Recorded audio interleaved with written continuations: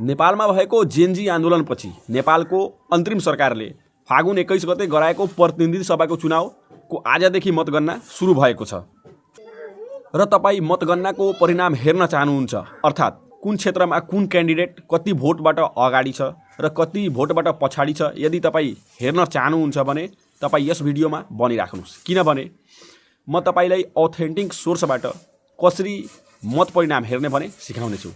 Please तपाईँ यस भिडियोलाई अन्तिमसम्म हेर्नुहोला। सबभन्दा पहिला तपाईँ आफ्नो गुगल ब्राउजरमा जानुहोला र यहाँ सर्च गर्नुहोला इलेक्सन कमिसन रिजल्ट 2082।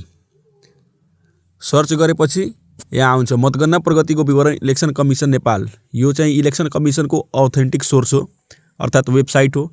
यहाँ सर्च गरेपछि हेर्न सकिन्छ, तर आज धेरै यहाँ ट्राफिक छ, त्यही भएर यो वेबसाइट खुलिरहेको छैन भने तपाईँ यो तलको वेबसाइट हेर्न सक्नुहुन्छ। ई कान्तिपुरको वेबसाइट जस्तै local level election of Nepal 2079 latest update भन्ने 2082 को पनि यसमा हेर्न सकिन्छ।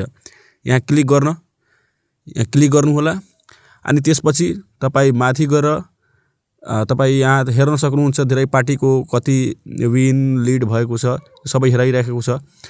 तर तपाईँ आफ्नो क्षेत्रको हेर्नु छ भने तपाईँ आफ्नो प्रदेश छान्नु होला। जस्तै मेरो प्रदेश छ मध्य प्रदेश भने म मध्य प्रदेश छान्छु अनि त्यसपछि मेरो डिस्ट्रिक्ट छान्छु।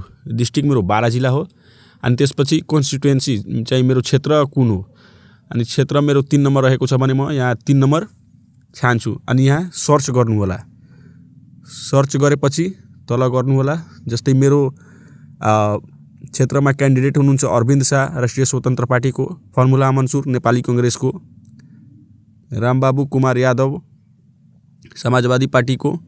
यस्तै यो हेर्न सकियो भने त्यस्तै यहाँ टोटल भोट कति परेको छ। जस्तै राष्ट्रिय स्वतन्त्र पार्टीको 7373 मत परेको छ भने नेपाली कांग्रेसलाई 1589 भोट परेको छ।